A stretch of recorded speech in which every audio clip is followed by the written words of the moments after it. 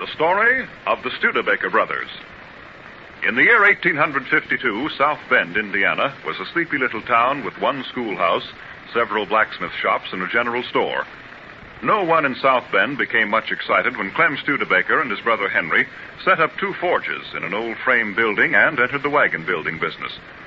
The third brother, John, spent most of his time working about the shop, but he was only 19 and had a youthful craving for adventure. Whenever a high-sided covered wagon wheeled along the dusty street, young John Studebaker ran to the doorway and watched it longingly. Clem! Oh, Clem, come here. Look. Yeah? Another one of those wagons bound to California. I bet you don't get as far as Missouri. Yeah, I'd like to be traveling on her. To California? Uh-huh. Aren't you satisfied here, John? Well, yes, only... Well, with a little practice, you could become one of the best wagon makers in Indiana. Maybe so, but it's not nearly as exciting as digging for gold.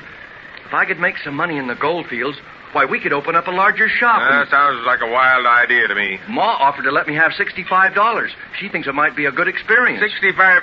Why, that wouldn't take you clear to California. No, but I might build a wagon of my own and then trade it to somebody for passage. I guess nobody had caught me all the way to California in exchange for a wagon. Well, it depends on how good the wagon is. Those big prairie schooners are pretty hard to build. Oh, I doubt if even you could make one. Say, I can build any kind of a wagon there is, and it'll be the doggonedest best wagon you ever laid eyes on. Clem, you mean you'll help me? I didn't say so. But I might as well once you have your mind made up to anything. Well, Henry and I are going to be mighty sorry to see you go. We sort of figured on taking you into partnership with us. Well, wait till I come back loaded down with gold, Clem. Well, I'm going to be rich, and the money won't come from building wagons.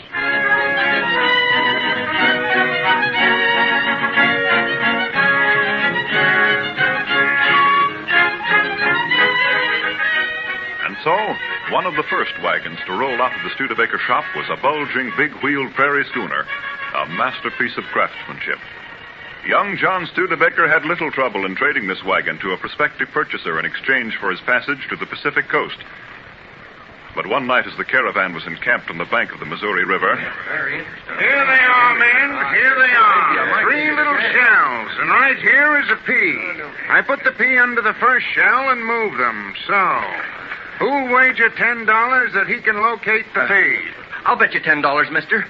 It's under the second shell. The young man bets me $10 that it's under the second shell. Would you like to bet a little more? Sure. I'll make it $30. It's a bet. See? You lose. I saw how you did it that time. Try it again. I'll bet $30 more. Watch closely, young man. Watch closely. It's under the third one. Lift the shells yourself, son. Yes. Oh.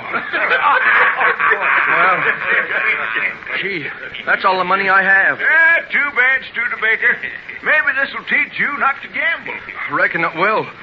From now on, I'll do a little investigating. Investigate what's under a shell. But $60 is a lot of money to pay for one lesson.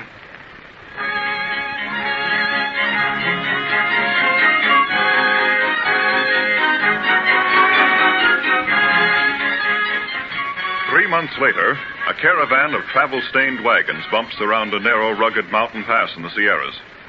Coming to the edge of a high precipice, the lead wagon suddenly jolts to a halt. Hey, stop there! You're liable to... Gee, for a minute it looked like you were going plumb over the cliff. This blamed wagon, this makes the second wheel I've busted in 3 months. I got an extra wheel in my wagon. You can use that. There's no use to the bacon. Look at that axle. Splintered to shavings. I can't go on. Well, you can't stay here. All the rest of us are behind you. How are we going to get past? I don't know. Well, you could load your stuff in my wagon. In 2 more days, we'll reach Hangtown. Your wagon ain't strong enough to hold the load. Sure it is. Come on, man. Give us a hand here.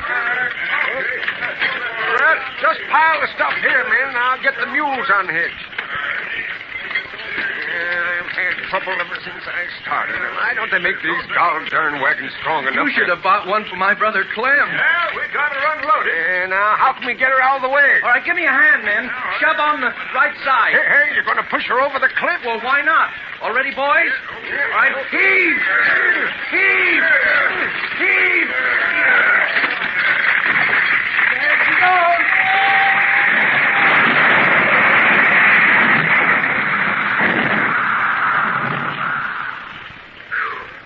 Oh, well, that's That's the end of her. Oh, don't worry. You can find another one when we get to Hangtown. All right, pile that stuff in the back end. We're heading for the gold fields. Come on. All right, give me a hand here.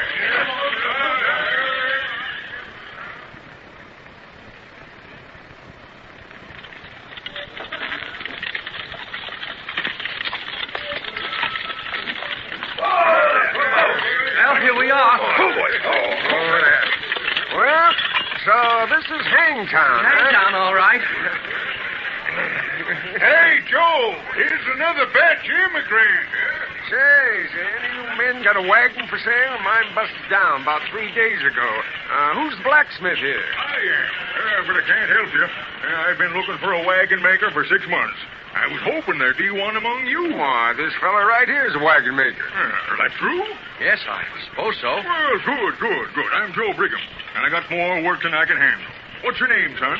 Studebaker. Well, grab your duffel and come along. Oh, wait a minute, mister. You've got me wrong. I didn't come here to make wagons.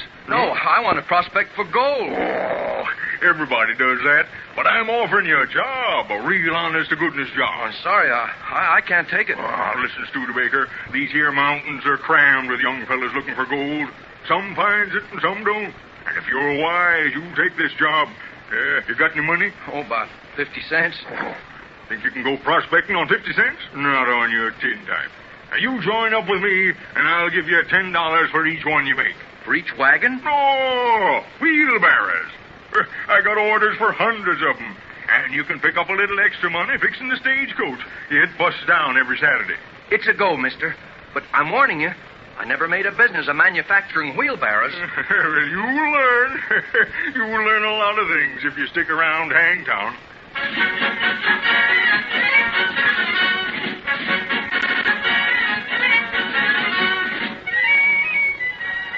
For 5 years, John Studebaker remained in California while his 2 elder brothers labored industriously in their South Bend shop. Then, late one afternoon, as Clem Studebaker looked up from his smoking forge... Hello there, Clem. What are you making, a baby buggy? John, why, you young whippersnapper. Why didn't you tell me you were coming back? Well, I came by boat over the isthmus. Just dropped off the stagecoach. Well, I'll be... Say, you're looking healthy, Fine. too. Won't Henry be surprised? He took a wagon over to old man Corton's place. Say, how's business? Not so good. Henry and I have been busy enough, but nobody's got any cash. We got a whole collection of promissory notes, 5 horses, 3 cows, and about 20 sheep. Pretty soon they'll be asking us to trade our wagons for skunks. Well, do you still want me as a partner? Sure do. You know, I found out a lot of valuable things while I was in California by collecting the wagons that came into Hangtown. I'm convinced now that there is a future in this business if we make prairies. Henry don't think so. He says he wasn't cut out to be a wagon maker. He wants to take up farming. All right, then I'll buy out his interest. We'll build an addition onto the shop. We'll hire some more men. Yeah, with what? Takes money. Help me off with my coat, will you? Sure. I've been out of my clothes since I left California. Yeah, they look it, too. Say, what you got there underneath the shirt? Cut it with your knife, will you? I had to have it sewed on. Oh.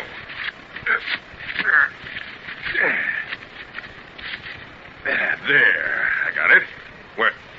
It's a money belt. Heavier than lead, too. What's in it? Gold. $8,000 worth of gold nuggets. What? Well, I'll be darned. You found a gold mine after all. Nope. I never even tried to look for gold. I built wheelbarrows and wagons. And I found out that a good, steady job is the only real way to make money. Now, every cent of this is going into the Studebaker Company. From now on, Clem, we're expanding.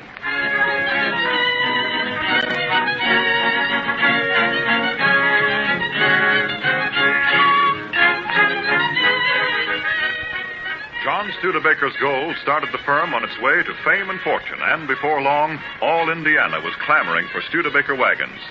Slowly, under the level-headed guidance of Clem, the business branched east and west, building covered wagons, regal carriages, and dependable low-priced buggies. Then, during the Civil War, Studebaker sales diminished, for the factory was devoted to turning out fighting equipment for the government. In 1874, a great fire leveled the buildings to ashes.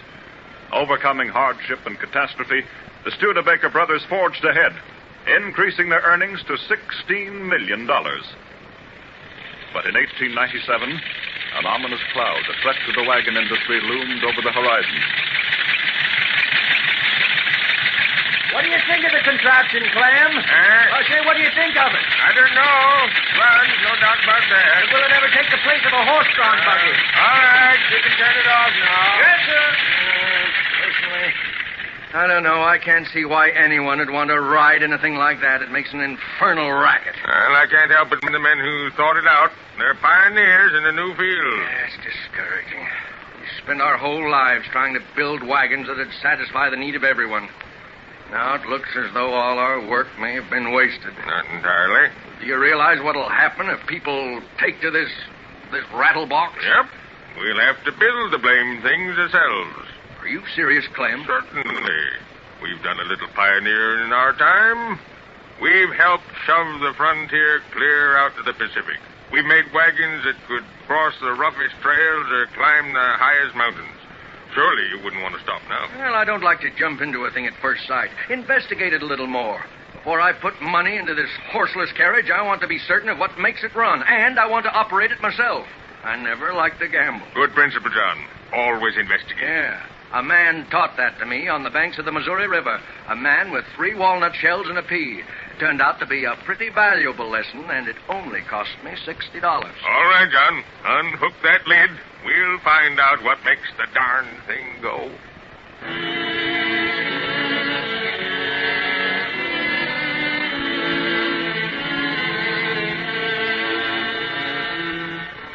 In 1901, as the automobile was first gaining popularity, Clem Studebaker died at the age of 70. John Studebaker carried on his work until 1917, taking an active part in the reorganization of the company. All honor to the Studebaker brothers, philanthropists, pioneers, master craftsmen, captains of industry.